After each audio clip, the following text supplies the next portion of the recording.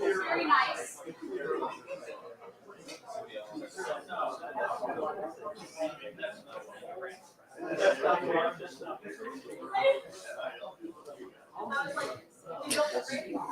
Mic check.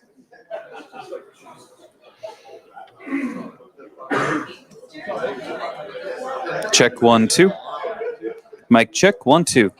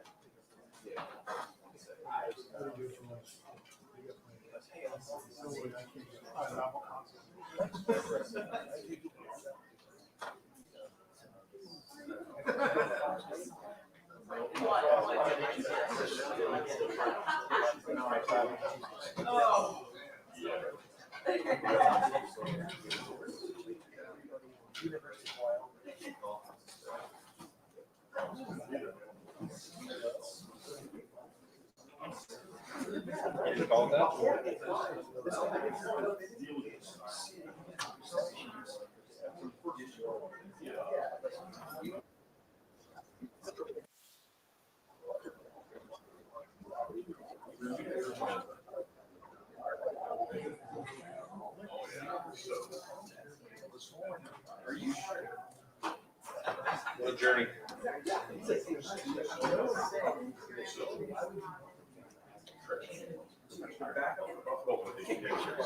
Although he buys it. I don't know why he's picking your ring. I called him.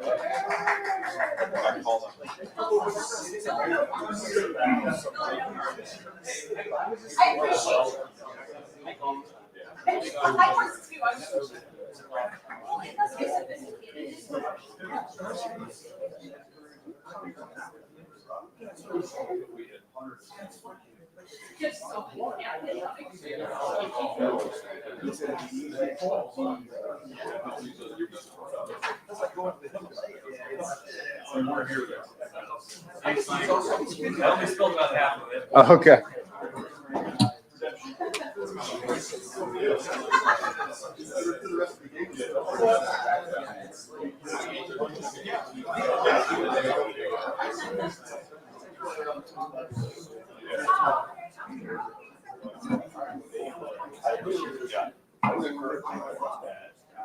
Oh, yeah. Bill wants to be recognized.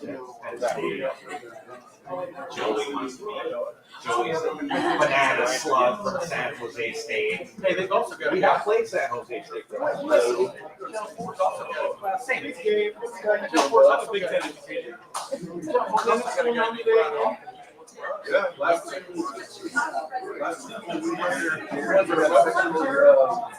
yeah. Fall and Wednesdays.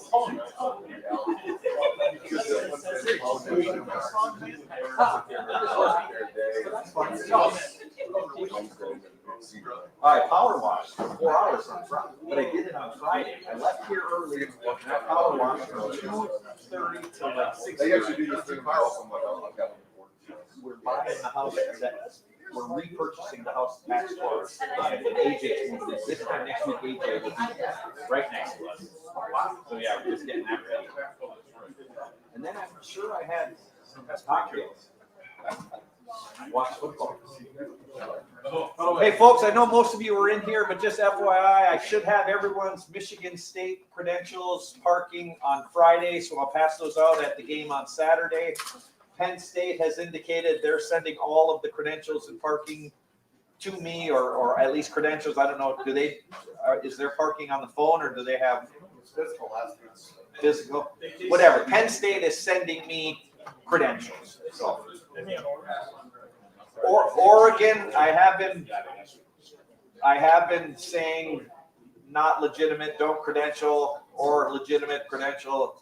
So anyway, I've been working with them on everybody. getting out there. So they're working on you guys. So I'm sure you're all going to be able to go.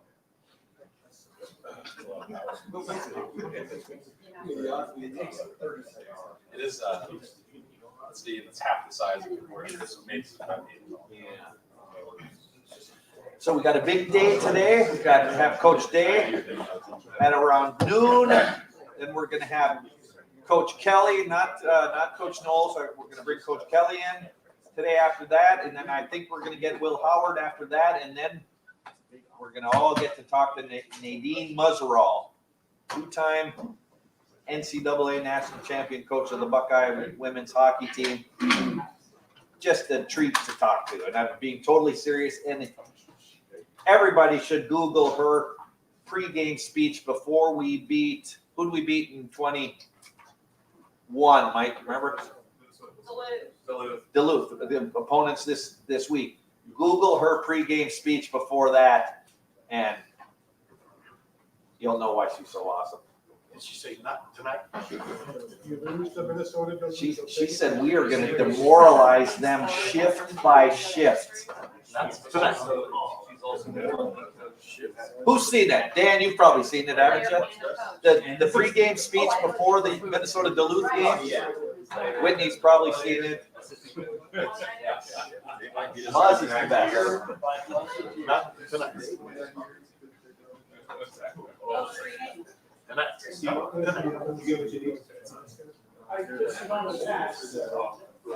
Scott, did you get a hold of Roy? Appreciate that. Yes, thank you. That would work out. Long time. Shut up. Well, technically, he did not run. Did you run? That's what I thought. I didn't think you could have run.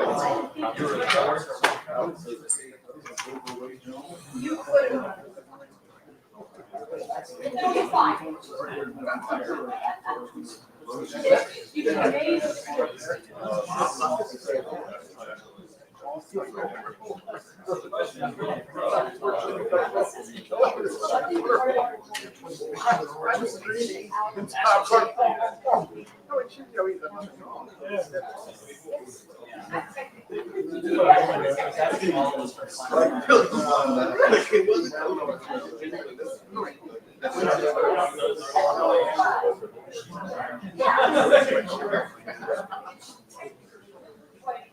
It's not my fault. My dad was like, sorry. I'm gonna break it too much.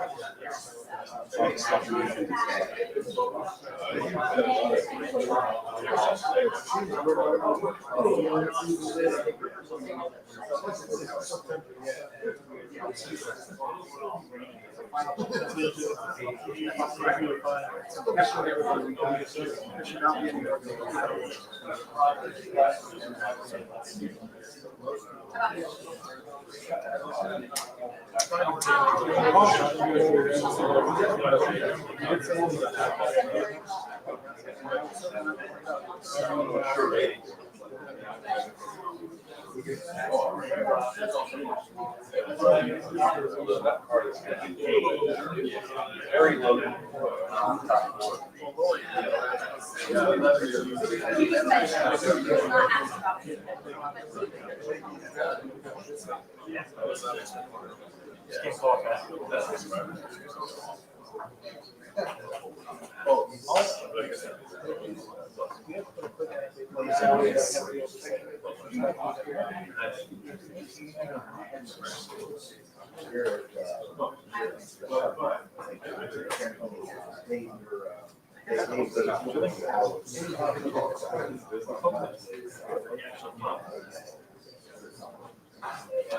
I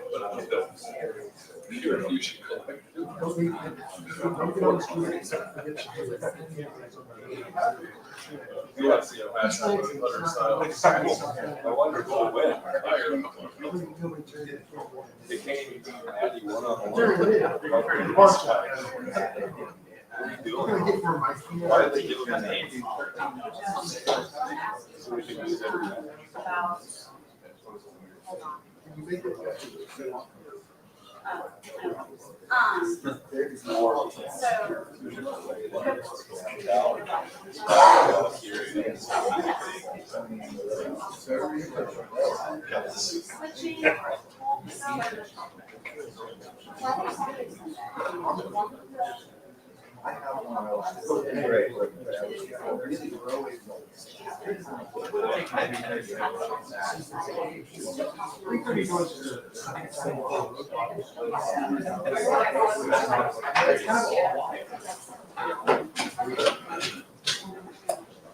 All right, folks, thanks for being here. We're going to go straight to questions. We're going to open up with Dave Biddle, 24/7 Sports. Hi, Ryan. What are some things maybe about Will Howard that we don't see that stands out about him? Maybe some things behind the scenes that really impress you? I think you get a chance to see his demeanor when you guys get an opportunity to spend time with him. And I think you're getting to see his command the more you watch him play. I think that's probably the thing that jumps out, and also just an air of confidence that he has experience, in big time games, and he's played a lot of college football. So to me, those are the big things that jumped out early on, and we're only 2 games in, but it's good to see him getting more and more comfortable every day he's in the building. Dan Holt, Letterman Row. Ryan, you had mentioned last week on the radio that Lorenzo's earned the right to play more on defense. What have you guys seen from him that you think can make him an asset to the defense? Well, anytime you play well on special teams, you're earning more and more trust with the staff, and that's something that we've always preached here. And Brandon was the special teams player of the week in week 1, Lorenzo in week 2. So the more and more trust you're building, you're just getting an opportunity to do that. And so we'll see how that all shakes out game to game, and based on the scheme going in that week or what we're seeing in terms of our opponent. But somebody who's competing every day in practice, he's giving great effort on special teams. You see him show up in coverage, getting his hands on balls. Effort, is and that's big, for us right now in terms of we want the hardest playing guys in the country, and he's shown they'll do that. Bill Landis, Kings of the North, the podcast. Ryan, you've spoken a couple of times about trying to figure out what the offense's, I think, fastball is going to be, just sort of the thing you kind of hang your head on. How is that process going? And I guess, where do you think you are in figuring that out? Yeah, no, I think we're getting there. I still think that, it's early in the process, but I think you saw a little bit of that last Saturday, just in terms of the mix that we have, and some of the schemes that we're running, running inside zone, running stretch, getting the ball in the perimeter, mixing in play action passes, trying to get the ball into our guys' hands, the mixture of all those things, along with the quarterback run, mixing up tempos, those type of things, put stress on the defense. And I think our guys are getting more and more comfortable. We always want to have a combination of zone schemes and gap schemes up front, and we're starting to get there. We're still not where we need to be. We still don't, have a full complement of stuff out there just yet, but we're building towards that right now. But I think at least the balance that we had and the energy we played with, a couple weeks ago is what we're looking for. But it's just a starting point. I don't know if frustration is the right word to use in terms of not playing last week, but when you think about that process, is not having a game in the 3rd week of the season any kind of impediment as you try to develop that? I mean, I think it could be but it's just based on how you approach it. And, our approach was that this, it is what it is, and we're going to have to handle it. And so we went out there and we had an improvement week, and I felt like we had, 3 hard physical days out there, and got a chance to step away for a couple of days and watch some games on Saturday, and kind of asked everybody to do that, get some rest. It gives you good perspective. You get the chance to see some games, see some situational things to learn from, get to see some other teams out there. You're just watching the game, in your living room is a different experience. So I think, our guys got a chance to get some of that. We visited on Sunday, had team meeting, went out there, had a our typical Sunday routine. That was good, and now we'll get back here on Tuesday. But the idea was to get better. I think we did do that last week, and so now we'll get back into game week here. But we tried to keep the same rhythm last week as we rolled through it. Third row right, Stephon Kreisnik, Cleveland.com. You talk about Will Howard, kind of how he's gotten more comfortable day by day. Have you kind of seen the same from Quinn from when he came in and kind of learned this offense? And what has he kind of added with his experience in the locker room? Yeah, same. He's learned the offense. I think that there's certain things that, we do that's different than where he came from. So, learning that was something he jumped into early on. He and Travion have a great relationship. They work hard in that room. I think Carlos has done a good job of building a rapport in that room and a physicality and a toughness and a mindset. So, again, just getting started, but you can see, what he can do with the ball in his hands and the explosiveness and the power he has when he runs. And, in protection, I thought, he did a good job, picking up a couple things too. So he's growing, he's building, but you can see, what a weapon he is for us when he's out there. Far right, Dave Holmes, WSYX. Ryan, you said talking about watching the game Saturday. When you're a college football fan, what's that day look like? I mean, what are we eating? What are we drinking? What are we watching in the games? I mean, is there stuff you're looking for that maybe a regular fan's not? What's your bye-week fan experience? Yeah, you get up in the morning, have breakfast with the family and try to spend some time and, with the family the best you can. I talk to our guys about, balance is not an equal distribution of time and energy. It's a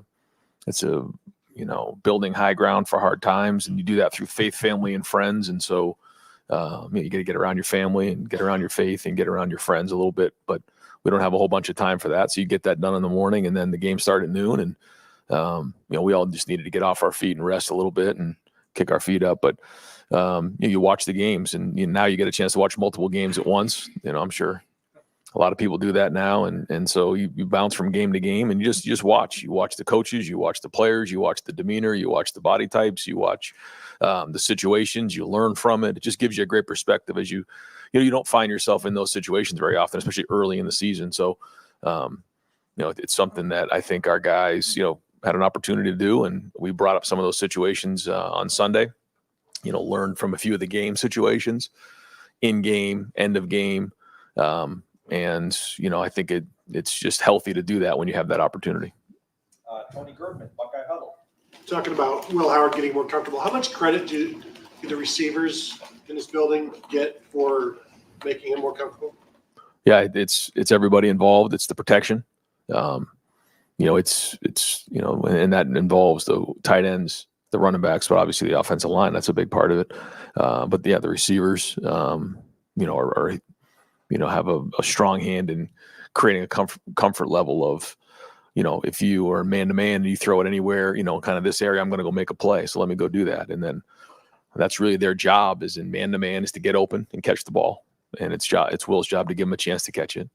And then when you get zone, you have to space out the routes. And then now it's the quarterback's job to work the underneath defenders.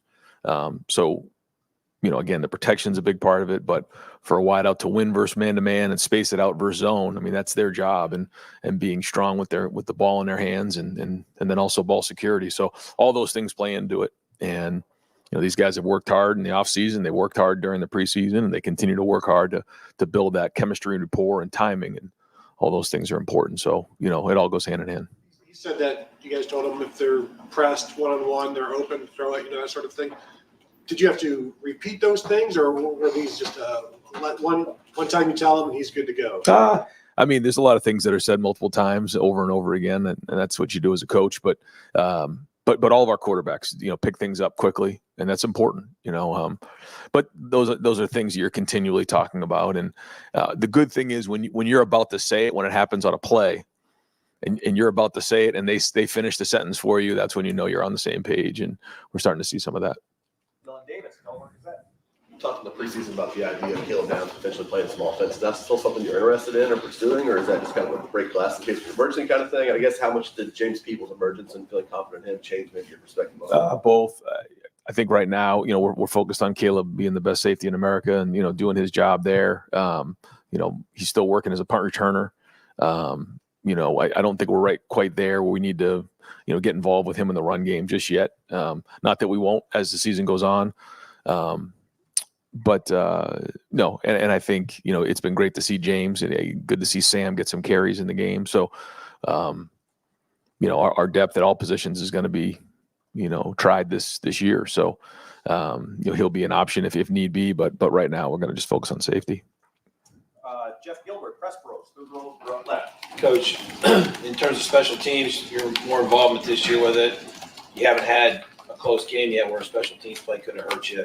That's coming. Those games are coming. How much more confident are you in that? Thinking most specifically about punt either way. Yeah. I think every day, meeting on it, talking through it, I feel much more involved with it. I feel like I'm much more in control of it than I was probably in the past. And making sure you have the right guys in the right spots. And so, yeah, I mean, we're going to keep grinding on it every day. We want to get better in every way. We want to grab every inch we can possibly grab. And those, that's a phase that can be critical, as in some of those, situations. So we'll keep grinding on it. I do feel like, our staff is fully engaged in it. I feel like our team is. I think they see it. They feel it. All coaches are involved, including myself. So, we're not where we need to be, but, we are seeing good effort there, and that's a great starting point.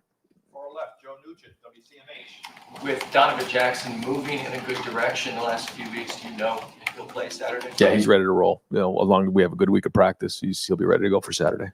And Austin Cerebell, what type of value did those last two games provide for him going forward? Yeah, he's going to still play, and we'll figure out how that looks. But he's done a nice job in the first couple games, and for stepping in that spot, I think that's provided us some depth that we didn't know we had going into the preseason. Fifth row right, Cameron T. Robinson, the Athletic. Brian, I think maybe from the outside in the offseason, you lose guys like Tommy and Steele, maybe the depth of linebacker or the uncertainty of just kind of experience with the question. Through 2 games, you've seen that depth grow, that rotation grow. What have you liked about really all 4 of those guys that have really kind of fit, or that whole room that's really fit well together? Again, it's just a start. So I don't really like to summarize where guys are at right now. We got a lot of football to go, but you see what you see in the first couple games. You see a lot of great effort. You see guys running to the ball. You see guys making plays, and that's exciting. And the challenges are going to keep getting more and more difficult as time goes on. So we're going to have to play with three linebackers in the game if they're in bigger personnel groupings. So that's at the very least you got to play with 3. But you lose a couple guys, you're playing with 4 and 5. So just like every position, we got to do that. But good to see, even in the first game, not having Cody, seeing guys step up, and it's important. I mean, that's a position where you got to do a lot of prep work. You got to know how to fit the runs, and you got to be involved with the coverages. You got to make the checks. Cody, and if Cody's not in there, the Mike linebacker's got the green dot, so he's making all the communication from Jim. So it's a lot of work, and but we're seeing some good play there. We're seeing some good effort. So again, good starting point, but a long way to go. Fifth row left, Noah Weisskopf, the Lantern. Ryan, what have you seen on the Marshall from watching them so far? What do you think? Did they do exceptionally well? Yeah, they have a very good staff. Coach Huff is very well respected, and does a great job in recruiting. Does a good job with his team. Has been a very good coach in college football for a long time, and he's hired a very good staff, a mix of youth and experience, and he gets his guys to play hard. They're athletic. They got a big front, on the defensive side, and they have an identity on offense. They want to spread you out and throw it around a little bit, and mix some runs in. I think he does a very, very good job, and they're going to come in here, and they're going to play open and free, and we'll have a great environment. So they're going to be jacked up for that, and but a lot of respect for the program and what he does. Pat Murphy, 24/7 Sports. Ryan, you were talking earlier about showing guys some clips of things from over the weekend. How often do you guys do that, especially early in the season? Maybe when situations don't arise in your games, but you might see them crop up in other games. How often are you able to use other games? Periodically, coming off of a weekend where we don't play, it allows us more opportunity, and I can grab a couple of the coaches and say, hey, can we put some of this stuff together? I watched this. Can you put these clips together, and then we can go on it. When you have a little bit more time, that allows you to do that. When that happens, we'll do those things. Usually coming off of a game, there's just so many things that we need to, hit on coming off the game, watching the game film that typically we're just going to focus on ourselves. But depending on what we have, coming off the game and what we have coming up the next week, we'll just make a determination. Only so many hours in the day. But when we can find these teachable moments, we try to do that just to bring awareness to everybody. And sometimes it's the coaches, sometimes it's the staff, just to make them think, what are we going to do in these types of situations? And then how are we going to respond? Joey Kaufman, Columbus Dispatch. Right. Statistically this year, Will's been really sort of the upper end of the spectrum in terms of being really efficient out of play action pass. I'm just wondering from your perspective, what's made him really effective in those type of situations? Well, I think it starts with the runs. When you're running the ball, now you have to be more aggressive. Safety's got to get lower. You got to put an extra guy in the box, which opens up things down the field. But I think the work we put in on the timing of some of those concepts and the protection's been strong, like I've said, but it's timing those things up and marrying up the run game, with the play action pass as they go hand in hand. And then there's the RPOs, which are similar to that as well. But you're looking to always complement the runs with some sort of play action pass to put people in conflict. And Chip's always done that. And we've always done that here is, on just about every play, you want to put somebody in conflict, whether you're just turning the ball and handing the ball off. It's a safety or something, or maybe a linebacker with a play action pass, or you're reading somebody in the RPO world. And so putting guys in conflict is what we're looking for. So marrying those things up is important. But I think the timing has been good so far. But again, just a small sample size. Part of Chip's thing he's done in the past stop is it will have the skill set for it as well. Yeah, I think all the above. I think everything is a big part of it. We got a lot of great minds in that room, and I think Will can see it well from his size. He can stand in that pocket and see over the line. I think that does have something to do with it. But it's everybody. It's the design, it's the protection, it's the routes, it's all the above. But ultimately, he has to deliver the ball. Stephen Means, Cleveland.com. You spent a lot of time in fall camp, just kind of in the nicest way, just calling out Jelani Thurman and needing to see more from him. And it feels like with G, Will, and him, you guys have just kind of rotated those guys, which has probably been a benefit than just playing Kate Stover as much as you did the last couple of years. What have you seen from him specifically over the first two games that let you know that he's headed in the right direction? I think it's his ability to be coached. We're coaching him really, really hard, and he just keeps playing the next play. He doesn't let the last play affect the next, whether it's a good play or a bad play, and just playing through that. And the more reps he's getting in the stadium, the better it is for him. So we want to continue to play through that. I think his attention to detail has been better. It's improved. I think his focus in meetings has improved. And so every day he puts, stacks these days, the better he's going to be. But, just even attention to detail when he's in the special teams meeting, he's focused, he's locked in, he's got questions, he's got answers. I mean, those are all the things you're looking for somebody who's trying to build trust with not only the coaches, but his teammates. And so if he can keep building on that and keep growing, again, I feel like the sky's the limit for him. Austin, if you needed it, play that Bison role that you've used over the last couple of years here, is that as a tight end depth maybe not allowed you not have to use that as much? Well, we do have more depth at tight end, but now with getting Donnie back, you would have that as an option if need be. So we'll, it hasn't really come up a bunch, but if we need that type of situation, now you have somebody that you trust that has earned the trust from guys around him by the way he's played in those first couple games. Deep left, Tim Hall, 97.1 defense. Ryan, did you see CJ Stroud's sideline pass when he was getting ripped down this weekend? And what did you say to yourself when you saw that? No, I actually didn't see it. I did watch a few of the plays, and somebody had said to me, but he just made a sick throw, but I never caught it with my eyes. But I did text him after the game, and just proud of the way he's handled himself, the way he's endeared himself into that organization, the way he's built hope into that organization, and the way guys are rallying around him, the way he's playing. Just couldn't be prouder of the way he's going about his business on a day-to-day basis, and he's got a lot of people here pulling for him. Austin Ward, podcast.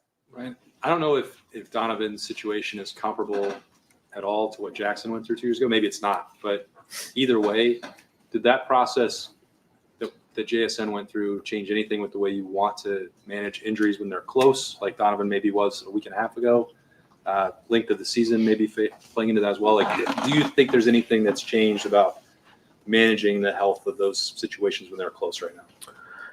I mean, I rely on sports medicine when it comes to making these decisions, but you do use everything that you've learned and your experience to try to, help be a part of the process. And, You use everything, all types of information to figure that out. And for Donovan came back for a reason. He wants some hardware, man. He wants to play. He didn't come back to just, watch the game on the sidelines, but, it took everything we had to kind of hold him back from that game. And he was available in an emergency role. I mean, he could have played, but, all the information that we had got from our doctors and sports medicine led us to believe that, unless he was really needed, it didn't make sense to put him on a pitch count, quote unquote, in that game, but to hold him if possible.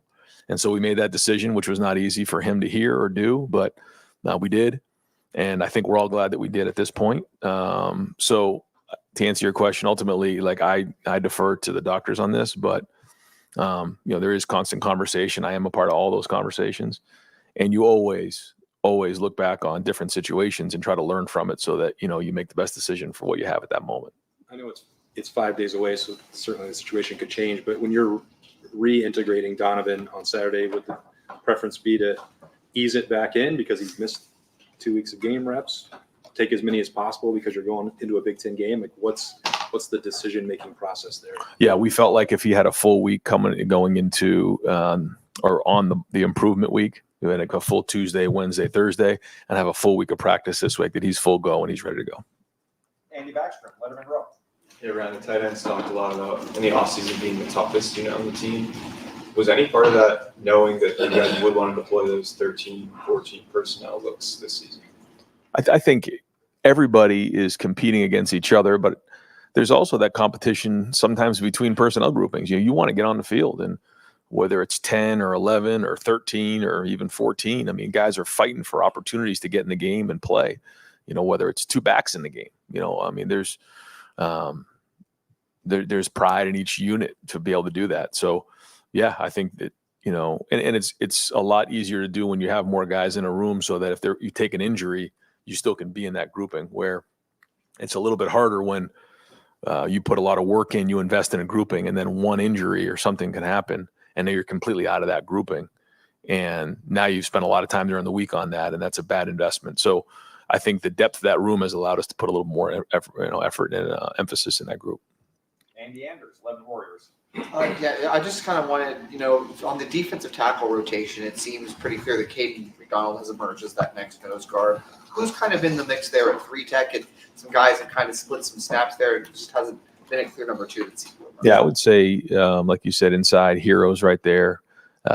K-Mac is right there as well. And then, we're really looking for the next couple guys to step up into that role. And I think Larry would tell you the same thing. There's a bunch of, candidates, but, that's something that I think that whole room is really pushing towards, and getting those guys to step up. You got Will, you got Taiwan, you got Jason Moore. I mean, there's some names in there of guys that we believe can do it. And so that's a challenge. We got to continue. This is all positions, but, we're looking for guys to step up in that room. Spencer Holbrook, Letterman Row. It's probably a good thing that you haven't had to deal with a lot of different defensive situations yet, because you guys have shut down the first 2 opponents who played. But how important was it this first idle week to get some of those different situations for your defense? I know you guys haven't faced a red zone right yet. Yeah, we work hard at red zone. Almost every day we're working in the red area. It's important. It's a different game down there. We also mixed in 2-minute. We had some 7-on-7 2-minute. We had some team 2-minute, because all those things are coming. And then at the end of the game 2-minute, and then second half or first half 2-minute. We haven't hit on that yet. We want to do a better job on that on offense, but also on defense. And then coming up and watching some of these games, even like the game that happened last night, there was a 2-minute there at the end, and just even the conversation that we had about, if we're in that situation, what do you do? And constantly talking about those types of things, and then trying to design them in practice so that we're ready when they happen, because as we all know, they're coming. Jeremy Birmingham, the podcast. Ryan, last few years, no matter how hard you guys have tried, it seems like the quarterback recruiting has shifted towards the end of the cycle for a number of reasons. 25 maybe feels different, but how has the last 5-6 years of quarterback recruiting shifted your philosophy moving forward? And how much does the NIL conversation, especially the quarterback, almost require you to wait a little bit further in the process? Yeah, I think that Yeah, right. I can't mention anybody right now. So yeah, I mean, I think that when you know, but we've also been in a situation where recruiting's taken a twist or a turn, and when that does, and you've been invested in somebody, and then it, for whatever reason, it goes another way, you can find yourself in a different spot. So, we feel like, we really want to make sure that we evaluate, as much as we possibly can. When you think about like how late it was in CJ Stroud's, like, we felt great about taking CJ because we saw him play. We felt strong about, Lincoln and Devin. Those guys played late in their season, or, into the recruiting process. So, we, feel good about, the guys that we have committed. We feel good about the room that we have, but we always want to make sure that it's the right fit. And what we can't do is be unsure, because it's such a huge decision. So sometimes there's more boxes that need to be checked, and we always want to be thorough in that spot. Going back to Saturday night, when you're watching other games, and do you see coaching decisions that make you scratch your head and say, man, if I get in that situation, we can't handle things that way? I'm thinking of one specific game. I'm not going to call out a coach who decided to punt when the game was on the line against the number one team in the country. But if I was going to do that, I would ask, like, do you have to put yourself in their shoes and say, what would you do? 1,000%. Yeah. Every time it's the end of the half, every time it's a decision you made, every time it's the end of the game, you're putting yourself in that situation. And I'm actually saying it out loud sometimes. My RJ and my wife, they'll be like, kind of talking to me about it, because, I just constantly say it, and I'm just talking, okay, if this thing goes down to this, down in distance, would we go for it right here? Or, is this a timeout situation? What exactly is going on here? You get the 2-minute warning situation this year, which is very different. So you try to take as many lessons as you can and try to use it as an opportunity to play that in your head, because, when you're watching a game live, there's different variables that come into play. We have, hired a consultant as an analytics group to give us information. And so they'll, give us some of the situations on a week-to-week basis on what happened the week before, and then give us feedback on the decisions that we made. So that's been helpful. But yeah, really, when you have an opportunity to watch a game, you're looking at it from that point of view. 6th row left, Jayla Van Horn, the Lantern. Coach, a big day for Marvin Harrison Jr. What did you like from him? And obviously, the first game he kind of struggled, but he came back and obviously played really good against the Rams. What did you like from him? Yeah, Marvin Harrison is a wonderful player, and he's going to have a great career in the NFL. So, after a week, or if it was 2 weeks or 3 weeks, Marv's going to be a great player in the NFL. He's just such a pro. He's going to translate very well in that league. So this is just the beginning, what he's able to do. And look to me like some of those were like broken plays. I thought the first one was a really great throw and a great catch in the back of the end zone. I don't know how he hung on to that one, but a really nice throw. And then a couple of them look a little bit, ad-libbed, but he's a great route runner. So, he's going to have these type of days, and, we're proud of what he's doing. And also, Paris being there as well. Those two guys, really, I know are going to have a strong impact on that organization. We are at the 2-minute warning here. Tom Moore, Buckeye Huddle. Matt Rule said yesterday that there's a Big Ten coaches group text or group chat. What do you guys talk about in there? And who is the funniest coach in the Big Ten? Oh, geez, yeah, I don't know. There's a lot of us now. It's a crowded room, but it's just things that come up that everyone needs to get on the same page on. It's usually in the off season where there's some sort of legislation coming through or something that we need, consensus on to support, to move forward, to get to our ADs, or sometimes it's information. Hey, you may want to give your AD, a heads up on something like this. And so that we just get alignment across the board. So typically that group text just allows everybody to be on the same page. Bill Rabinowitz, Columbus Dispatch. Yeah, well, at right guard, I don't know that anything's officially been announced, but Tegra's obviously been the starter. Is he the starter, and what have you seen from him so far? Yeah, he is the starter, and he's played good football. And we'll kind of see how the week plays out. And, we're going to try to find ways to get Austin in the game because we feel like he's earned that opportunity. How it shakes out this week, we'll see. But right now, Tegra is the starting right guard. What will add to have Donovan back? We obviously know he's a good player, but what does it give you both tangibly and intangibly? I just think this solidifies everything up front. Seth has done a very, very good job of communicating across the board. He brings a certain level of experience and stability in there with the communication. Now you add Donovan into it. I mean, that's two guys with a lot of experience. They're good communicators. They're very sharp. I think just overall, everyone's going to be on the same page even more and allow guys to communicate well, because that's important. I mean, everything up front is about communication. So the more these guys can communicate and get everybody on the same page, the better we can execute. Let him interrupt. Yeah, just two quickies, Ryan. Number one, speaking about the offensive line, did he make that leap you wanted from first game to second game? And I know everything's always relative based on who you're blocking, so to speak. But do you like the progress there? Did you see a more cohesive unit? Just what'd you see? Yeah, I think we all saw a bunch of guys who played hard. I like the plays where we're finishing, on the touchdown to Jeremiah. You see Josh Simmons like driving a guy out of bounds. You're watching Fryer run down on the one that got called back to Quinshawn, but he's 60 yards down the field chasing guys down. I think guys were playing hard in the game. You see Integra finish guys like 6 and 7 yards down the field and pancake them. Like, that's to me what we're looking for.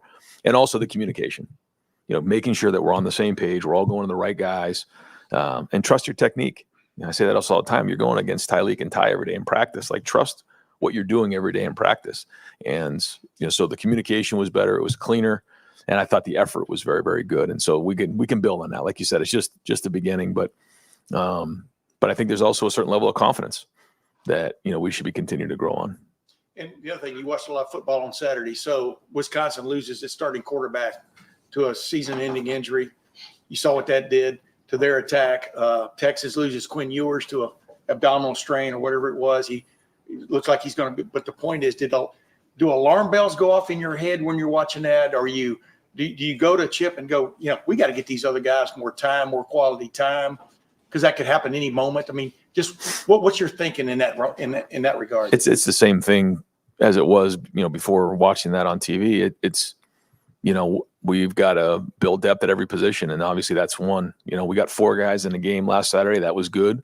You don't know what this week's going to bring. Like, we got to go play Marshall. We got to beat Marshall, and then we'll figure out the rest of it later. And if your focus goes anywhere else, I think that's dangerous. But we're going to get these guys reps in practice, and the more game reps we can get them, the better, because we do know that's going to be important. I mean, I totally agree with you.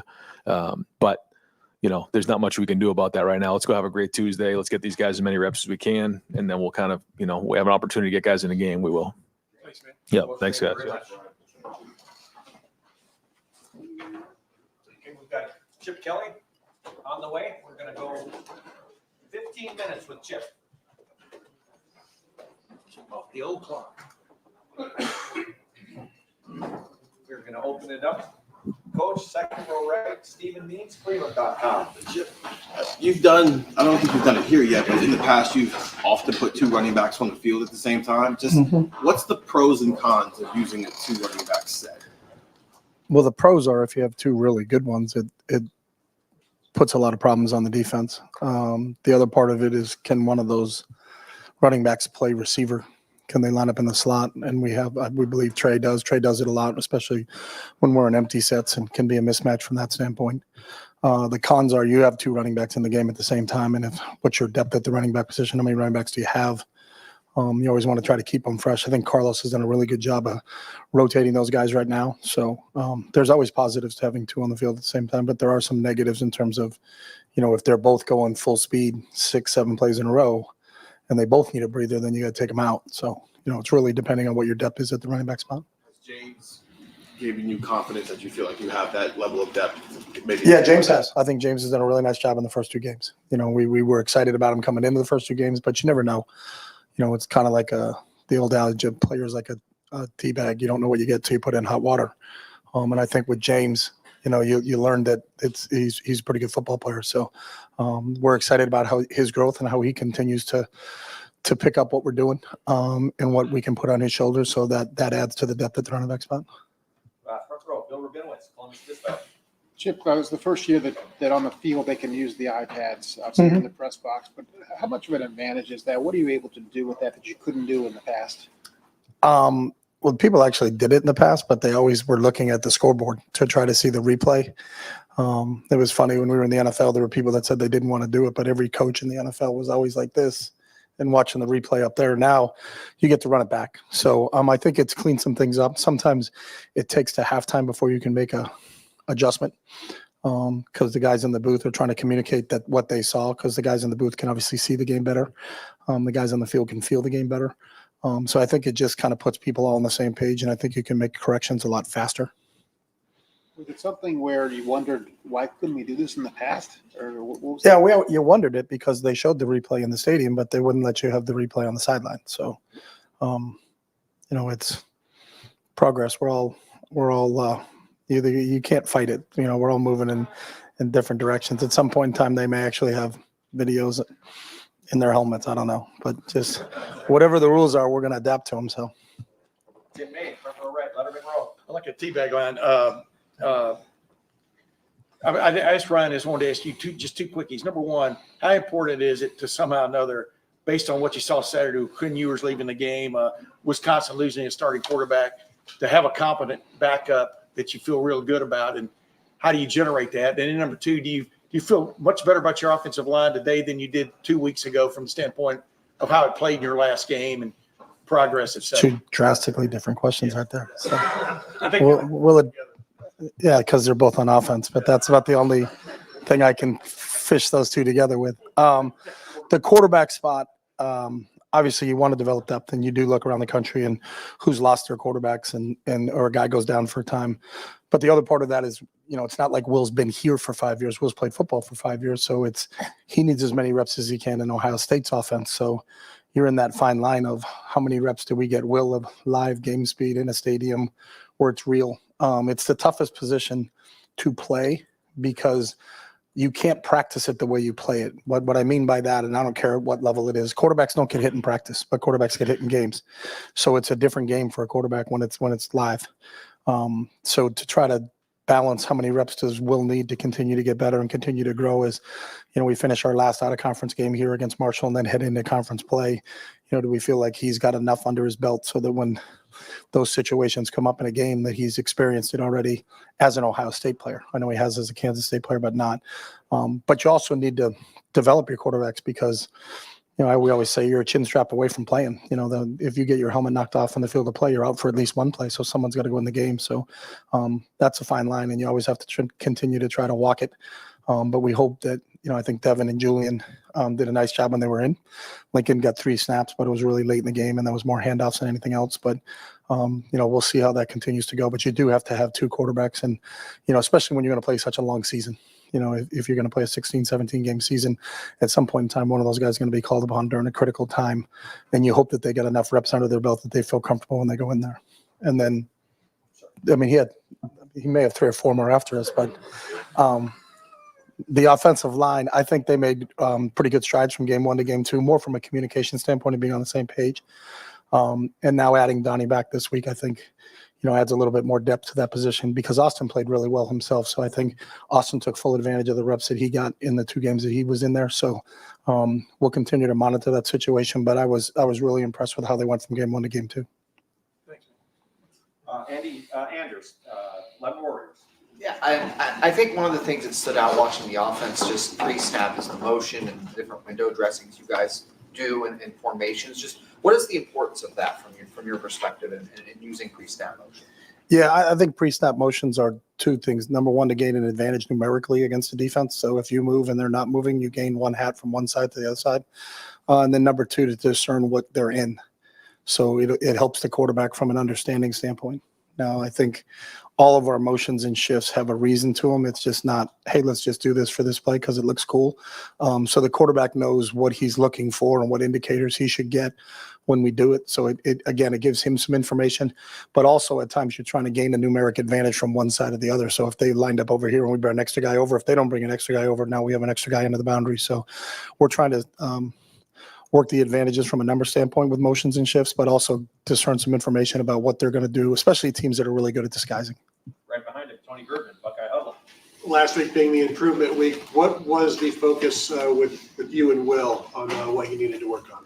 Yeah, it was different for each player. So we graded every player during the week. Each player had a different set of things that they had to work on.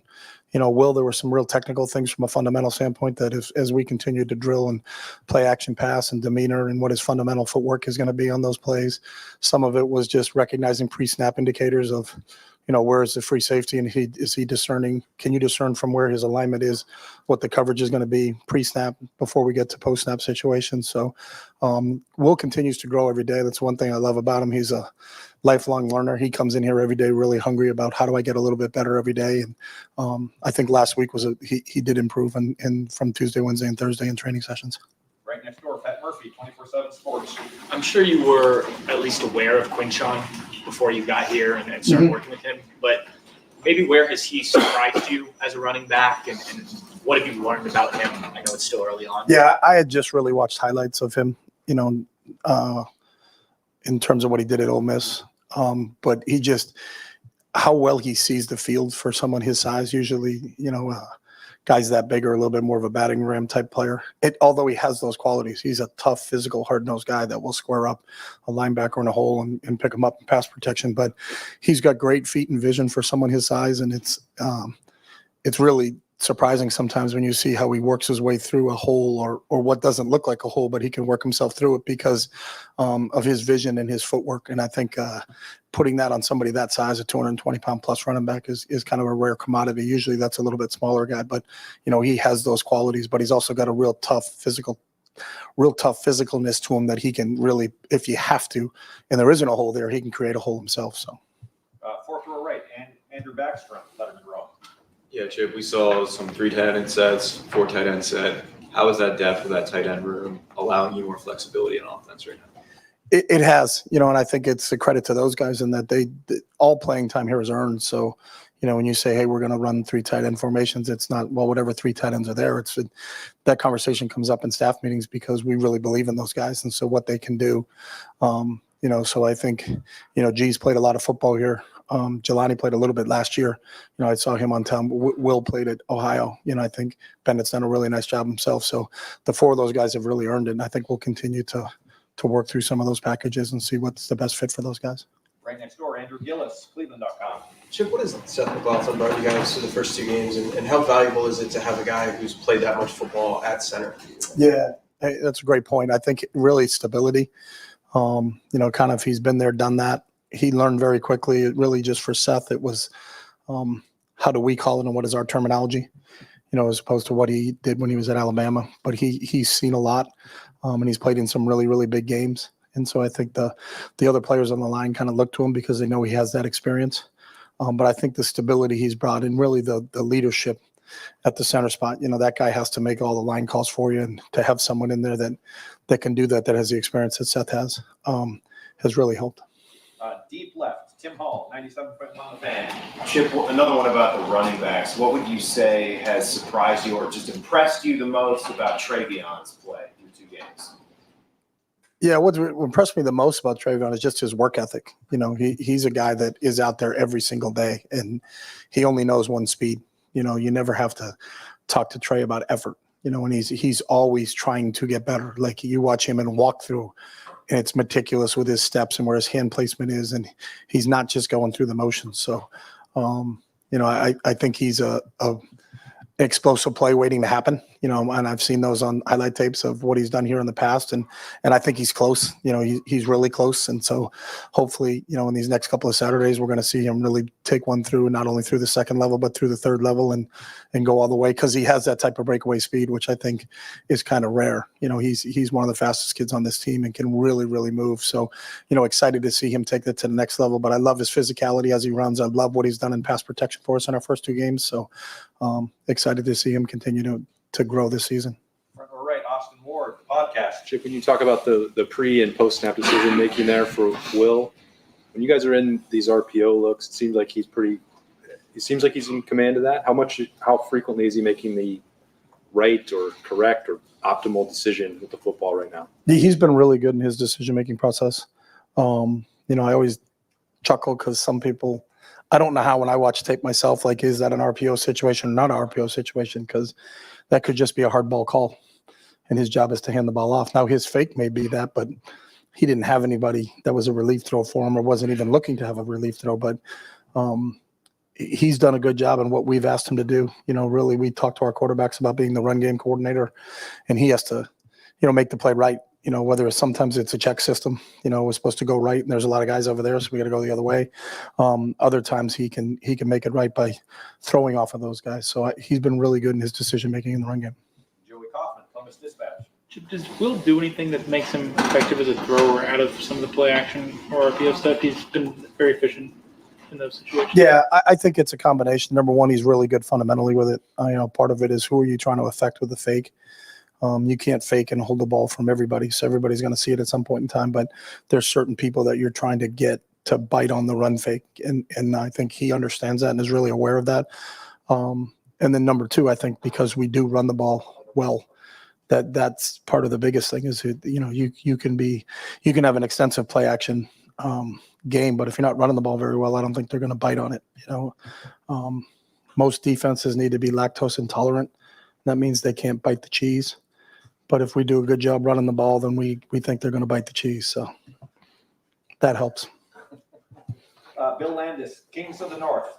Chip, when you're trying to figure out the thing or things that maybe the offense does best that you're sort of maybe want to hang your hat on a little bit, how often do you feel like you have a pretty good beat on that before the season? Or how much is it like a fact-finding mission does it become in the first couple of games? And then I guess where do you think you are with this particular group? I think it's always an ongoing process because your lineup changes as the season goes along. So I mean, Donnie's an example. Donnie wasn't with us for the first two, but will be with us in this game. So where is our strength as we add Donnie to the lineup? So I think that's an ongoing process. You don't ever arrive and say, hey, now I know we're this, because that can change drastically, with a sprained ankle or something where you're going to have to adapt and improvise as the week goes on. And then obviously the other thing, the biggest factor in that too is what changes is what are you facing defensively?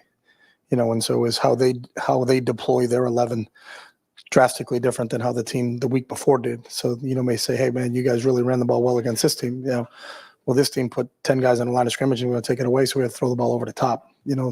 There's just a sheer numbers deal that you deal with that way. But you're always learning because I think your lineup changes subtly and sometimes drastically, as the season goes along, and you're going to be able to adapt to that.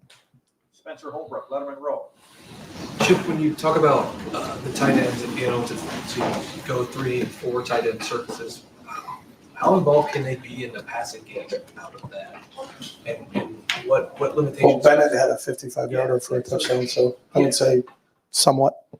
I'm trying to lead into like the pros and cons of going into those bigger sets. Yeah. Being able to, No, that's a great point. There are pros and cons. The more surfaces you build and the tighter they are to the football, then the less you can technically stretch the field. But I still think there are plays that can come out of those sets because the mindset of the defense when those guys come into the game should be they're going to run the ball. And I would say percentage-wise, we're probably going to run the ball more than we're going to throw the ball in those formations. But there's a give and take there. I think you have to always try to complement it. We may have 2 or 3 good runs out of this, but we got to have a play action pass. We got to have a completion. We got to have a shot play out of what's our shot play out of this? So it's interesting on how defenses, when you look at we think but we know our personnel. We know knowing our personnel, this is how we would defend it. Then you go to play another team and it's like, wow, I never thought they would do it that way. So here's our answer if they do it that way. So I think you have to be prepared for it because the issue is sometimes you're not going to see tape from other opponents that have presented that. So you don't know how teams line up to these formations because in the first 3 games that they played, they've never seen that formation.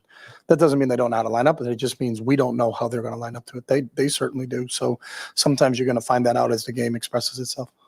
We got time for one final question. Tim, take us home. This will get us to 100. I know you got a question. Tim, Me? Yes. Oh, yeah.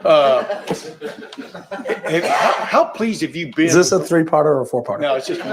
Okay. Jerry just said one.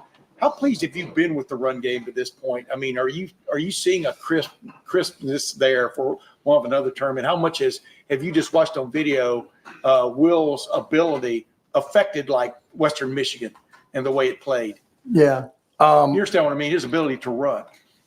Yes, and he is a factor in the run game. So him carrying out fakes or the ability to carry out fakes, I think people have to respect that, because you can look at what he did at Kansas State and say, hey, this kid, when he has the ball in his hands, can do some different things, and I think a lot of times there have been plays that we've called to see if Will can run the ball, but they've sat on him. So then he hands the ball off. So I think he's made some good decisions from that standpoint. So we're pleased, but I don't think we're ever satisfied. I think we can be better in the run game. And I think that's what our goal is each week is can we be better this week coming up than we were the week before? And if so, how do we continue to grow as a group? You hope that your worst game was your first game, and that you continue to grow as the season goes along, because you got that bank of experience that you can fall back on to say, hey, what did we learn coming out of the Akron game that we took into the Western Michigan game, and did we get a little bit better on what we did in the run game? If the answer is yes, then you're moving in the right direction. Now, I don't know how Saturday plays out, but are we going to be better in terms of running the football against Marshall than we were against Western Michigan? Then we're moving in the right direction, and that's what our goal is every week. But I'm proud of what we're doing. I think we're pretty efficient right now. We can be better. We had an 80-yarder call back. So some of the, making sure we have the hands on where they're supposed to be on the perimeter. And then I think we've been really efficient without having the ball on the ground so far. So knock on wood, we haven't turned the ball over in 2 games, but that's critical to our success here, is making sure that we end the play, every single play that we get the ball handed to us, we end the play by handing it back to an official. So, Coach, thank you very much. Thanks, Sharon.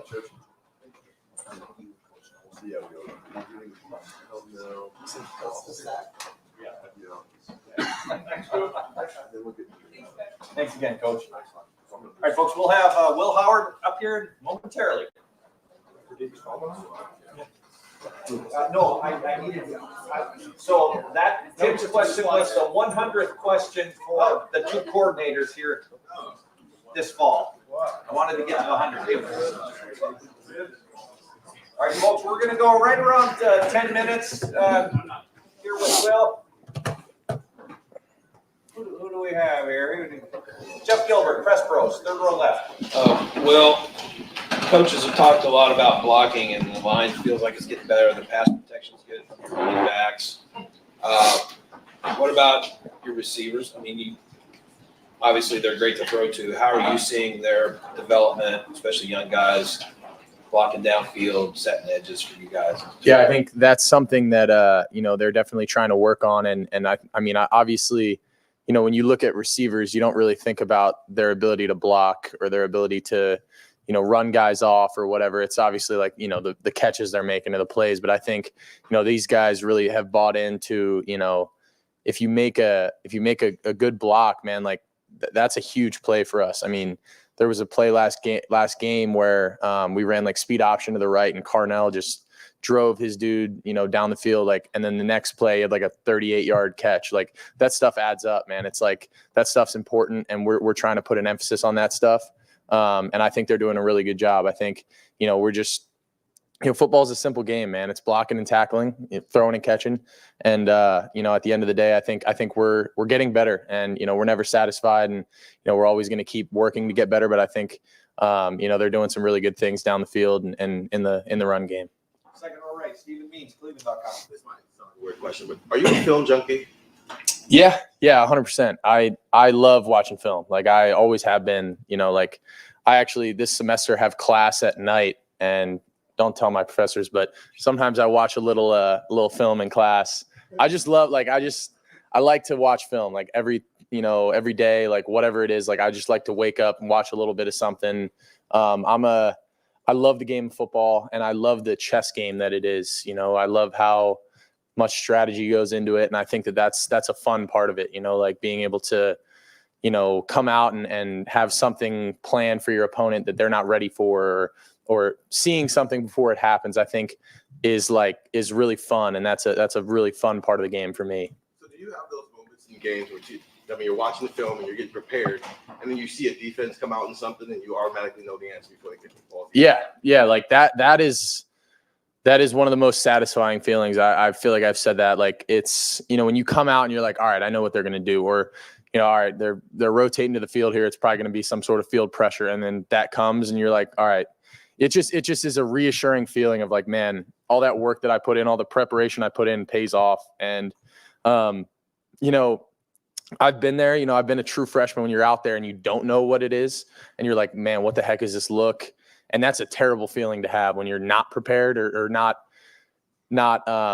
recognizing what they're doing. And I think I've been there enough times to where I'm like, man, I'm never going to let that happen again. And I always want to be ready and prepared in the best way that I possibly can be, so that I'm never in a situation where I don't at least have some general idea of what's going on.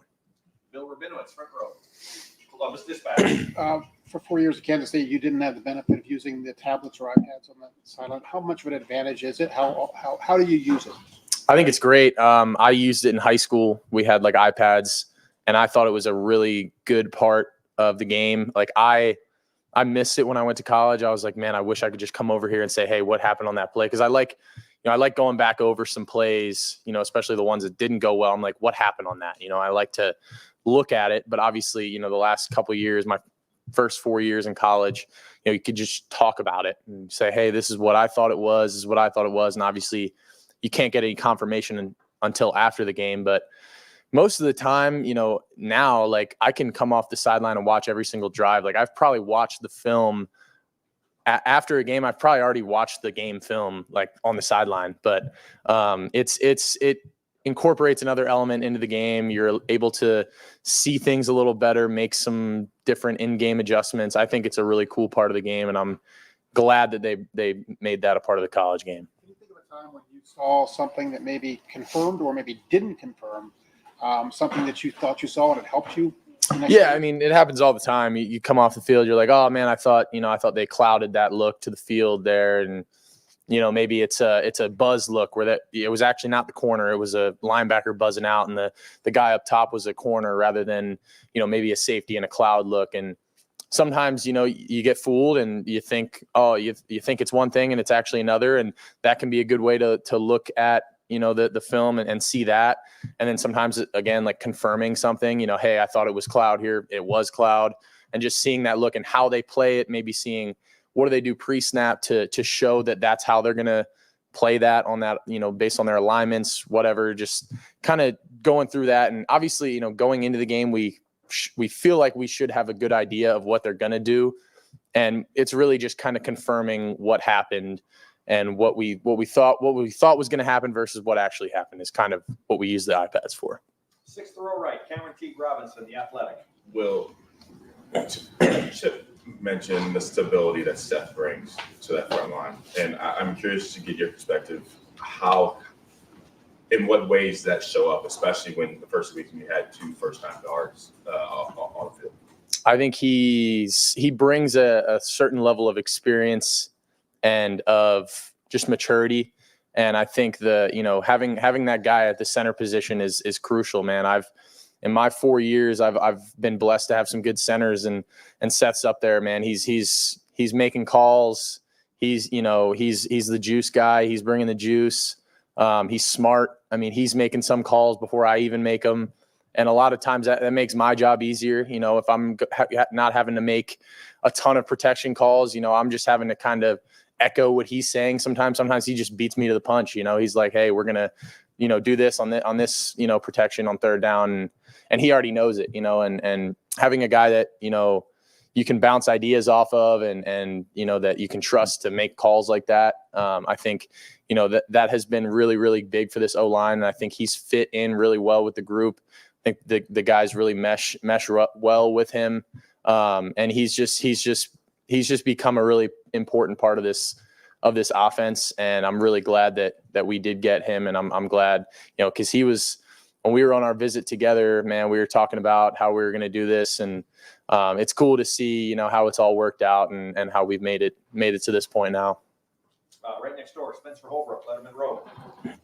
Will, did you realize that the first 2 games here were 2 of the 3 largest crowds you've ever played in front of?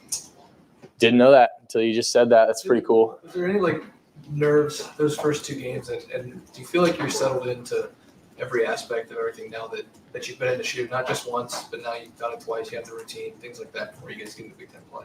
Yeah, I'm definitely settled in more. Like it feels right. It feels like home. I know I said the first game felt like a little bit like an away game and all that, but I'm settled in now. Like this is what we do. I get the routine. I get the game week, what it looks like. And obviously it's cool, man. I've played in front of big crowds. You know, I've obviously this is two of the bigger crowds I've played in front of, but you know, I've played in the games, so I wouldn't say it's necessarily super nerve wracking. You know, I've been there. I don't get super nervous anymore. I try to just appreciate it and accept it for what it is, and just say, man, like I only have 1 year here. I'm gonna appreciate every moment I have out on that field, playing in front of these fans. Like it's a blessing, and I'm just trying to take it one day at a time, and not let any moment pass me by, because it's a pretty cool opportunity I have and that we have as a team this year. And I think we have a really special group, and we want to just soak in every last minute we can and make the most out of this season. Front row right, Austin Moore, podcast. I should point it out that I have no idea if you actually have an RPO play called, because I'm not a coordinator or a quarterback. I'm just watching the game. When you've had an option on a play, how often are you making the optimal or best decision so far? I feel pretty good about how I've done with my decisions in the run game and in the RPO game. You know, that's the point of an RPO sometimes, is that you shouldn't know whether it's a designed run or whether we have a pass off of it. Like, the casual fan probably doesn't really understand that, and that's kind of how it should be. It should look like just a pass if it's an RPO and I pull it and throw it. And it's just the being able to keep the rhythm of it and making the right decisions. Like, it's pretty clear when I make a bad decision on an RPO, but you don't really see it when it's a good decision, which is a good thing. So I think I've done well with it. I think it's something that we need to continue to work on and work through. And as long as I can, just keep us on schedule and not force things, make the right decisions with the football, with the guys that we have, just let them do the rest. And, we've been blocking really well. I think, the running backs have been doing a good job, and the receivers are obviously going to get open. So, for me, it's just taking what the defense gives me and not trying to do too much and make the perfect play, but just, make things right. And final question, Tim May, Yeah. Letterman Ross. Yeah, I like that fake to air on one play last week. Mhm. How much is your responsibility as a starting quarterback? You were this way at Kansas State. You had Avery Johnson coming along.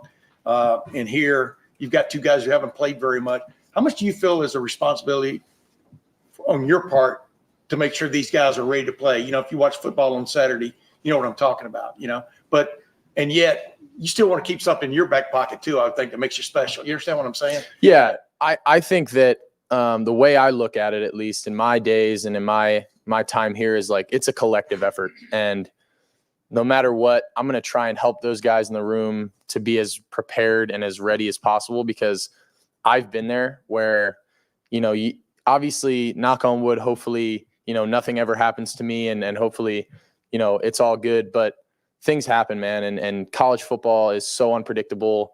You always have to be ready. And that's what we like to hang our hat on around here is, competitive excellence and, being ready when your number's called. And, I think that we just have such a good quarterback room that, just dudes that I just like being around. And I like pouring into, maybe the younger guys that, I've done it. I've had experience, I've gone through the ups and downs of college football before, and I'm going to go through more, I'm sure. But, in imposing as much knowledge as, that I have and that I can on these younger guys in the room, because, it's a cycle, and they're going to be next, and they're going to go through things. And, there are things that I wish people told me before they happen to me.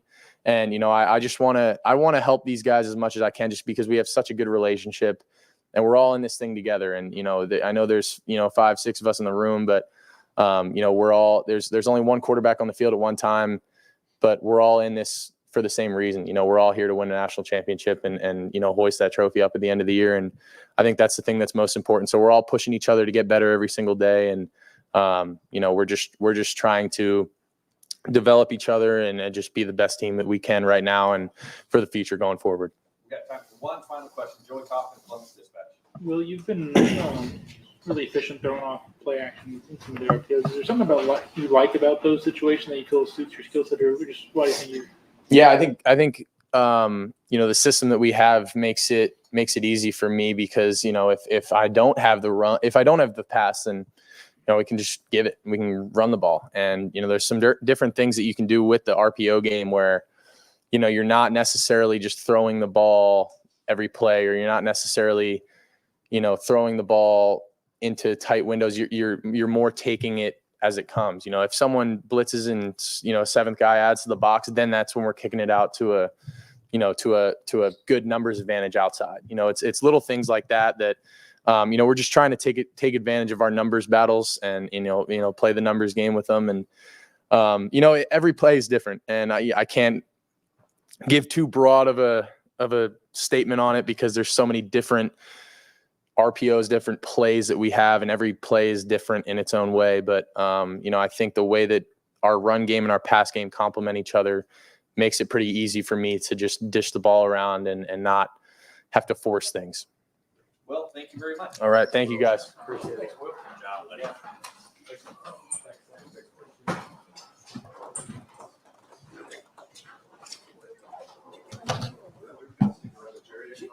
My bad, I know. We're 75% through that quick throw ball. You can only hit a whip. Hey, did you make a big mess when you Did you make a big mess? No, it was clean. I'm gonna spray that stain remover thing. It did work. You know what I'm talking about? All right. Folks, we are thrilled and honored today to have Nadine Muzzerall, head coach of the Ohio State women's hockey team. They've won 2 of the past 3 NCAA championships, and they open up their season Saturday and Sunday this week against Minnesota Duluth, very formidable opponent, 5-time NCAA champions themselves. Muzz, if you want to make an opening statement, or we can go right to questions. Well, we could go right to questions if you want. You can tell that its season has started. I've lost my voice, but I'm also married and I have 2 small children, so it's probably all of the above. No, but we're excited for the season. It's to defend a title is difficult, but we're up for the challenge. We have a lot of returning players and some new kids and some transfers. But we're excited for the leadership that we have to continue to pursue another title in March. Third row left. Well, actually, we're going to go second row middle. Whitney Harding, WCMH. Hi. One of those returners is Amanda. How great is it to have that experience back in net as you go to defend this title? Well, as we know, we recruit from the backup.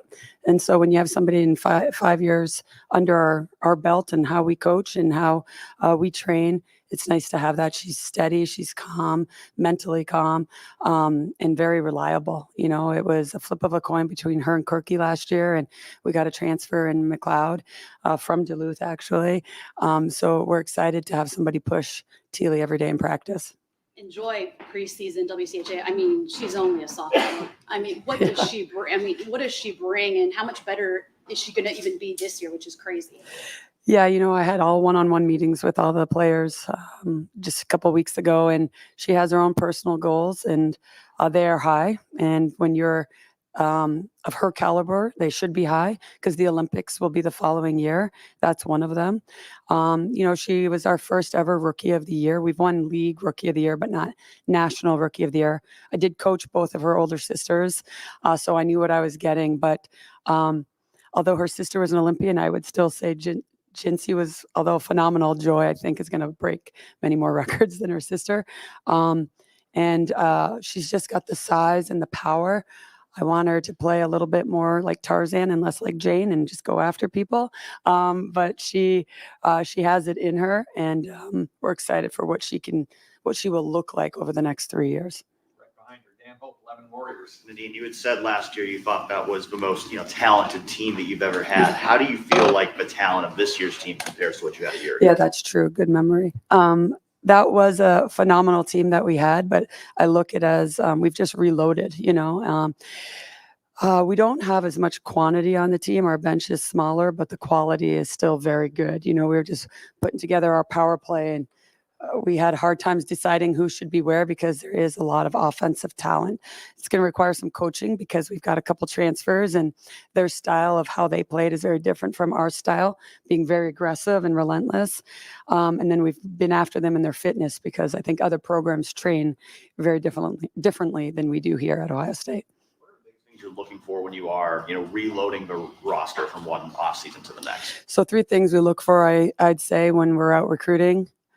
Your skating ability, your IQ, and your relentless personality. I will make that prettier and better for the media than I normally say.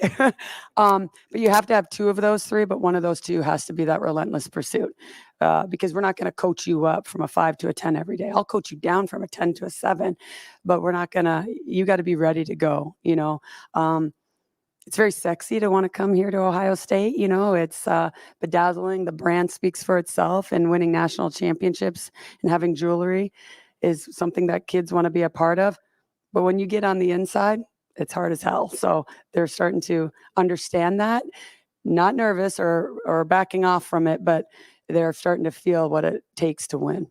Right next door, Andy Anders, 11 Warriors. Yeah, just obviously you guys came really close to repeating it 2 years ago, but what did you learn from that experience, I guess, of trying to repeat as national champions, and what makes that so difficult? It's funny. I had Tom Ryan, the wrestling coach, like, oh, you're so close to a 3-peat. So thanks, Tom. But, and then you had to bring it up again, but it actually, of course it motivates you. Actually, funny story. So in 22, we won the gold. 23, we won the silver. First practice, I had the silver trophy at the center ice to remind them, do you like this color? So, and we skated some laps around it, and I put it up in the locker room all year so they'd have to continuously stare at what silver looked like. And then last year, of course, we won the gold, but I always think of when you're number 1, yes, you have the target on your back. I always thought of it as like in NASCAR, the lead rider, everyone is drafting off of you. So it's a lot harder to stay in the front, right? And that's how I feel sometimes is that we're in this NASCAR race and we're the lead driver. People continue to pursue us and we got to keep up. So, it's still very impressive, obviously, 2 golds and a silver in 3 years. What has been, do you think, the main ingredient in sustaining this program's success and staying at the mountaintop, not just getting there?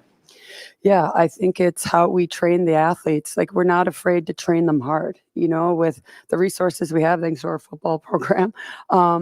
We know how hard we can push them without breaking them, and they don't even realize how hard they can go. And we always say, a Navy SEAL saying is your body can endure more pain and can go farther than you know that it can. It's your mind that quits. And so we're really big on pushing them and raising the bar every day, because they also say the only easy day was yesterday. And so that's how we have that philosophy and mindset in our locker room, is that we will push you more than anybody else can. Because when I started this program, we were 500 for 18 years. And the one thing that helped me bring this team to where we are today was that relentless FU mentality of we're going to keep going after you. But just because we start to bring in talent, I don't want to lose who we were, that blue collar team, because we have talent. If we have both, now we become very dangerous. So I think that sets us aside from most people. Front row, Bill Rabinowitz, Columbus Dispatch. What's the latest on the arena? What have you heard about where it stands? If anything's happened with it? I haven't heard too much. I know that there's a couple more meetings coming, and I'm just going to leave it in the hands of our administration right now. But they know we want one. And I was just going to say, and the girls have deserved one. So we do know that it's a Title IX issue, and we're after it. And if you know of anybody that wants to donate and, get us a rink. But we do need one. We want one, but we've had a lot of success without one. So when we recruit, I continue to recruit that blue collar kid that shouldn't be the reason you choose a school.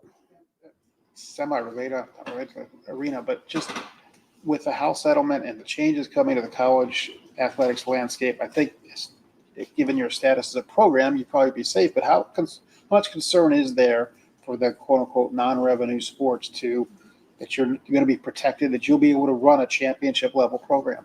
Yeah, we're in our preliminary stages in the House case, and we're going to learn more on the 26th. And I'm learning as I think our administration is learning. But at the end of the day, we want our sport to be competitive all around. Right next door, Tim May, Letterman Row. Yeah, Coach, you touched on it a minute ago, but what gave you that mentality of what you wanted from your program? If you understand what I'm saying, once you showed up at Ohio State, when did that show up in your coaching approach, so to speak, that would set this apart? You understand what I'm saying? Meaning from an average program. What was the impetus, that made that happen? Yeah, I took the first year to watch and observe because I came from another Big Ten school that was very successful, both as a player and I coached them for 5 years. And when I was there, we had an undefeated season and we won 4 in 5 years. And so I just watched, and it was very, very quickly, early, I found some of the weaknesses within the program of accountability. And I was raised by a single mom, didn't have a license, used to go to hockey on the back of her bicycle, on the back seat of her bicycle. We didn't have a car. So I was blue collar, had the Rocky mentality. And I knew every kid could possess that, but did they want to possess it? And I was after them hard early, to be honest with you. And I set a tone early. And we had to weed out some weak, and the strong survived, I guess. But, maybe not a moment, but month or whatever. When was it that it became aware to you that this was getting through, that your approach was working? Well, to be honest, after that year, I worked throughout the first year with an active Navy SEAL in the Focus 3 group that we had, and we created our culture blueprint. And then at the end of the year, I showed it to our captains, and I remodeled our coaches landscape of what that looked like. Because I don't know if you guys are aware, but I got hired end of August, and I met the team for the first time on the road at the first game.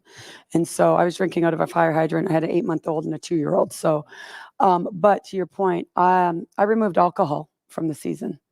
And because what I noticed was everybody liked to tailgate and party. And I just simply said, you're not good enough to do both. You're not being rewarded on the ice.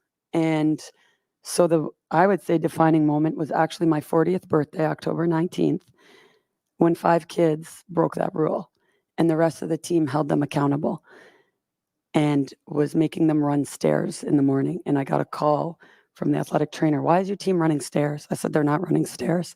It was my captains holding them accountable, and the entire team woke up at 5:30 in the morning to make sure those 5 did that, because they wanted to buy into what I was trying to teach them.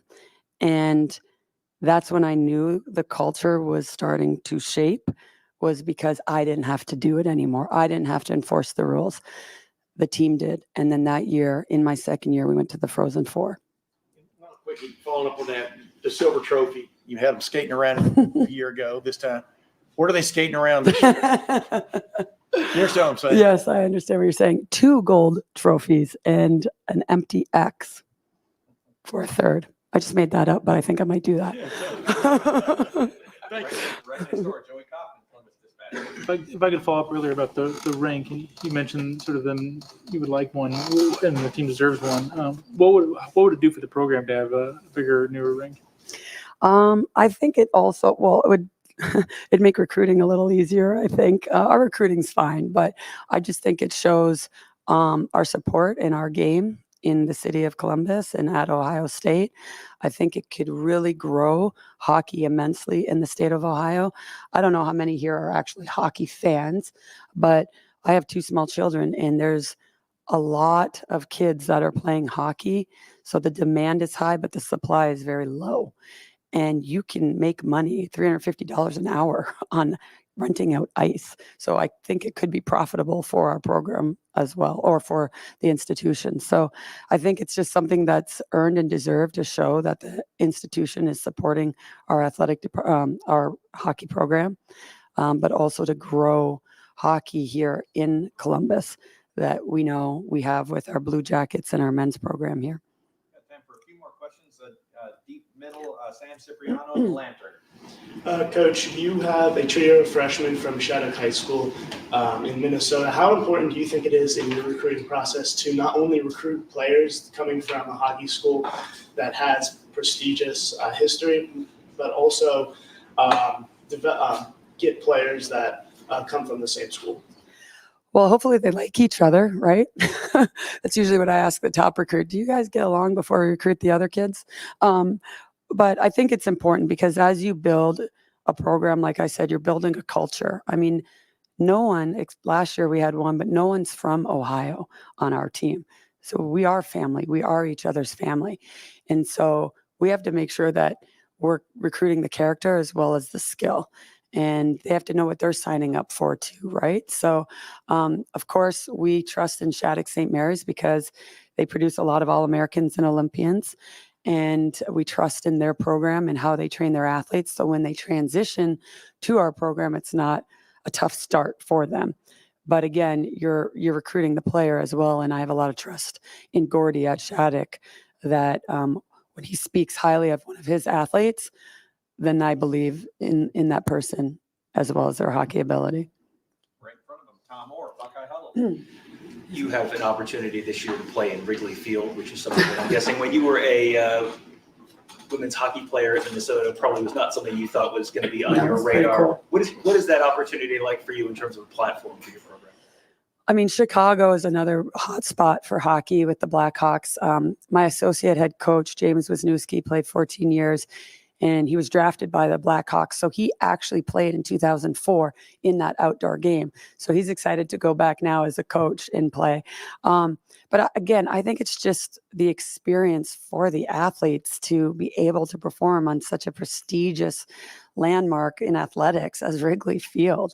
It's going to be cold as well. So I'm looking to find something good to wear. But, again, I think it says a lot when they had the opportunity to host a women's hockey game, and they only invited 2 teams. And the fact that we were one of those 2, when I look back like 8 years ago of where we were, I don't think we ever would have been considered. So it's just all surreal to see the transformation. I mean, some of it's my hard work, but it's a lot of the athletes that bought in and stuck around and embrace the suck, embrace the productive discomfort to get to where they are today. And now they're a unified front, and very proud of them to have that ability and to take, women's hockey to Chicago, which is a very fun city, and showcase what women are able to do in the game of hockey. He went from a volunteer assistant this year to the associate head coach. Right. What has he brought to your team over the years that made you decide that he was ready for that kind of challenge? So I don't know if a lot of people actually know James Wisniewski and how he played the game. He was very tough and physical, kind of like how we play. His IQ, though, was off the charts compared to a lot of defense. And I just think that he brings that. You're replacing Peter Elander, who had a very impressive background. And I think with James and his love for the state of Ohio, playing for the Blue Jackets for a few years, his family loves Ohio. So I think that James brings in a lot of physicality and IQ and a defensive, shaping our defensive in a different way that we're going to try actually this year that I'm excited for. If it doesn't work, it's James's fault. It was his idea. But I think that he brings in, a wealth of hockey knowledge that I'm excited to learn from, as well as Klein, my assistant, and our players. Over to the right, Clay Hall at 97.1. I thought I heard you say you've had a couple discussions or meetings about the new arena. Correct. Over 8 years, yes. Yes. And now we have a new athletic director. You have a new boss. Right. How would you describe those discussions? And do you feel, at least from what I know about the lacrosse situation, there was a lot of private fundraising done by the coaches even. And do you feel like that's a part of your job? I haven't specifically been asked to help fundraise. I'd be more than happy to do that. I think I'm pretty good with people, so maybe. But I do trust in Ross a lot. I think he is a businessman. I think he always seems like comes across as he has a plan. And he told me straight up, Nadine, I don't know when it will be built, which I appreciate because I felt like I was being told it's happening, and I just don't want to give that false hope to recruits anymore. I can work with, I don't know. You know what I mean? I can't work with maybe 2-3 years. It will be built, he said. He just is uncertain at this time. We do have a president that is very supportive in our project and in the game of hockey. And I think the two of them collaborating, they both seem very wise, and I trust in them and their process. And, I'm focused right now on winning hockey games. And if they want my input or they want to bring me into a meeting, that's fine. But again, I just want to continue to win trophies and wear jewelry. Cameron T. Robinson still has questions. I'm surprised you don't know me so well by now. Almost there. Okay. Obviously, you guys went overseas. Yes. This and just when you're putting together a team you kind of retooling a team from a championship year. How does playing games overseas prepare you for the season? Well, we got a little sneak peek, right, of what we're going to have this weekend. I think they're stronger, obviously, than where they were a couple of months ago. But I was pleasantly surprised with both Sweden. We played Sweden's national team over in Sweden. And I was very impressed with our team playing so physical, but especially playing on an Olympic-sized sheet and being able to play that way. For those of you that don't know, it's 15 feet wider on an Olympic-sized sheet. And so I think that our team actually showcased, again, our speed and our relentlessness and our goaltending. So we outshot them pretty considerably. So the one thing I would say is got to work on execution, but we're getting there. And it was a good start, more so for our team building and bonding, with a couple new staff members and then a lot of new players. And we had one final question, Bill Rabinowitz. Okay, we'll come back to you too, Whitney. Go ahead. You mentioned that you don't have any Ohio players on the team. I know people who were involved in growing the girls' game. Where is that? How close is that to Ohio being able to produce players that are capable of playing for you? I don't think they're there yet. I think we have a couple one-offs. We have one that we're interested in. That's from Ohio. So that's, we're hopefully starting to chip away at that. Again, my kids play at the Battery, and I know that there's the AAA Blue Jackets, and they're starting to have programs in the summer to have kids go into tournaments, a AAA girls team in particular, that they're hoping that I will coach or one of my players will coach. And again, seeing the lack of opportunity for my daughter from coming from Minnesota to Ohio is upsetting. And when we moved, that's what they said. My son was now going to be a football player than a hockey player. But that's okay. I think the money's better in football. So with that, I think that that's just a start of what we can do. They have a couple AAA programs with the under 14s, looking for under 12s in the girls' youth. So if I can help in any way with the time that I can commit, I would be more than happy to, because again, it's there. It's just, we got to provide opportunities because there's not enough ice times for these kids. And we'll wrap things up with Whitney Harding, WCMH. Tim asked about trophy motivation. Yeah. But in the conference preseason poll, you guys are 2 from the coaches. Is there any motivation with that? Of course. I always like when people don't like us, if that makes sense, I like that motivates me. I hope it motivates the players. And I've felt that ever since I've been at Ohio State. It's funny. I know that football says it's Ohio State against the world. And we used to say that too. We said against everyone.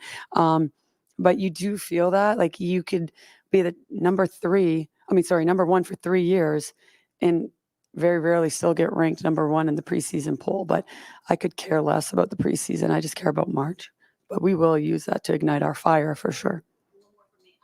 McKenna this weekend is going to play field hockey on Friday, Yeah. ice hockey on Saturday, Yeah. and field hockey on Sunday. That's just normal for her for the past 3 years. Are you ever not amazed by her? No, I mean, McKenna came in as a transfer from Wisconsin, and as soon as she went into the ice hockey transfer portal, I had Jared, the field hockey coach, calling me, "Coach, you got to go after her." And I was hesitant of how we're going to balance that, but McKenna's grades have actually gone up with this structure that we've created with field hockey and ice hockey. And her pursuit is to play hockey in the P-Dub and the Olympics. And she just happens to be a really good field hockey player that I think is in the top 5 or 10 in scoring in field hockey.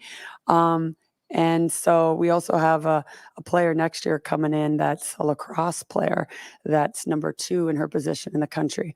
So if we can keep helping other female sports here, we will continue to do that. But joking aside, McKenna is sensational person.